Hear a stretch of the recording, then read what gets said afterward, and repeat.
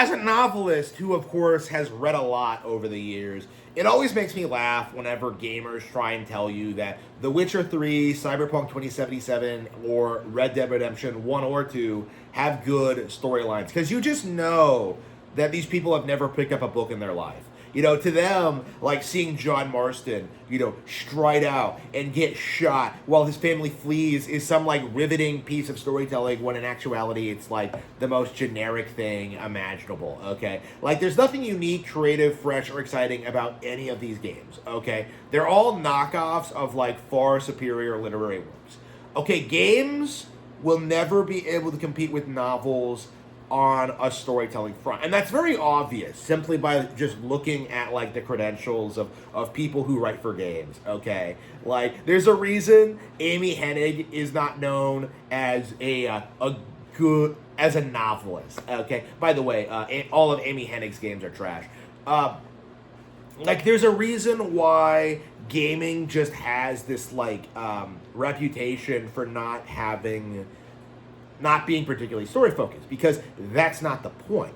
Like the reason we play games is to play the game, okay? It should be about the mechanics. It should be about like the unique appeal of it. It shouldn't be trying to be something it's not. And that's the problem we've been seeing in gaming over the past 20 years, ever since Mass Effect was introduced, is that people have this idea that games can have like more involving, complex storylines than books. And yet what ends up happening is what you get is like some contrived nonsense that doesn't really make a whole lot of sense.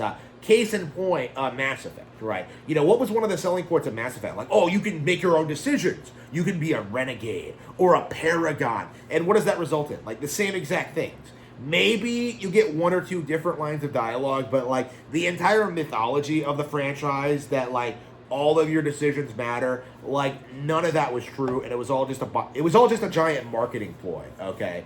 Like it was all just like a smokescreen to hide the fact that the game was like poorly written sci-fi schlock, okay? It was bad. It was always bad. It always will be bad. There will be no like return to form for Mass Effect. There won't be some glorious reboot. There will be no Mass Effect The Next Generation. Oh, by the way, Star Trek is also shit. Like, Mass Effect was always exceedingly lazy. And people just wouldn't accept it because they were so desperate with the idea of games being taken seriously. And that is, like, the trend I've noticed when you look at, like, games that are purported to be, like, well-written, is this idea that, like, they can be taken seriously. Like, you'll notice this when it comes to, like, these well-written games, that they're always M-rated, they're always dark and gritty, they always tackle adult topics. You can't... The fact that, like, video games are such an unsophisticated medium that you can't even have something, like, more lighthearted be considered, like, well-written. Like, you can't have variety, you can't have any distinctions, you can't even really have different genres, really. It's all just some flavor of some, like, lesbian space adventure, okay? Like, it's always just the same people writing the same plots over and over and over again. And it's just unbelievably generic and uninspired. Okay, it is shocking how often you see the same cliches and ideas brought up in all of these games. It's embarrassing, honestly. And I find myself just very, very, very irritated at the sheer amount of people who try and swear by, like, the past decade of, like, story-driven games, because none of them are good.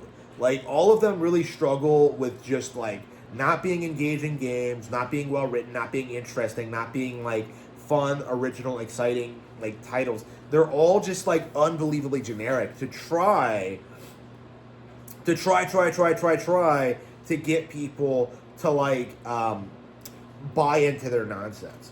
And I do think that has to be said, is that, like, when it comes to these well-written games, like, people don't really talk about the quest lines, they don't really talk about, like, what's going on with the stories or themes, ideas, like, concepts, like, future plot developments. Like, what people end up, like, trying to do primarily is try to legitimize these specific games as art, as, like, important, as being something you can take seriously. You know, this proves that gaming has grown up. Like, oh, CJ returning to Grove Street and like making something of himself is about how the black man can rise out of the situation he was born in. Like, it doesn't mean anything. Okay, you're reading way too much into something that wasn't there. Okay, like it's all just like a giant cope, essentially.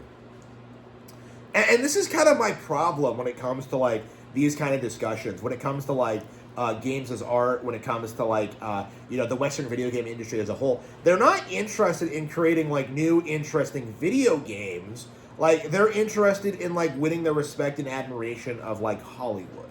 You know, they're interested in like getting that kind of support and like succeeding in that avenue. You know, they are interested in like trying to present themselves as like as part of like the Hollywood circle, the Hollywood elite. You know, people who don't make good, entertaining products, but essentially just try and like impose their values onto other people through their products. You know, like that's kind of what like that is what we're seeing like the traditional AAA Western game dev scene try to do. You know, with games like The Last of Us Part 2, is that they try and subvert your expectations, but never try to deliver a good game. In fact, that's something that's become a bit of a point of contention in the community, is that like we don't talk about fun. Like, you know, Neil Druckmann even talked about that in an interview. Like, we don't make games to be fun, you know, because they make them to be taken seriously. They make them to be like, you know, serious, riveting works of art. And as we're seeing, you know, as anyone who's honest with themselves knows, that inherently makes for a bad game. You know, that's the reality that we're seeing now. That's the problem that we're seeing with this community, is that like they cannot admit to themselves that these tactics of not focusing on gameplay, not making something that people actually want to play, not like not making an actual game, in other words, like that is resulting in more and more people realizing that these people are full of shit, that these people don't know what they're doing, that these people have no idea, that like these are not good games. Like, and again, people have this mindset that they have to like move on from like consuming childish media, and they have to grow up, and they have to like take more responsibility, or like, you know, follow more deeper adult plot lines. But instead of like, you know, say picking up a book or like finding that in their real lives, they feel the need to like consume like high quality writing in video games. Like, this is just kind of a placebo. Like, instead of actually growing up and actually like going outside and interacting with like the world at large, like they have to turn video games into something they're not, like into these weird interactive movies that push social agendas.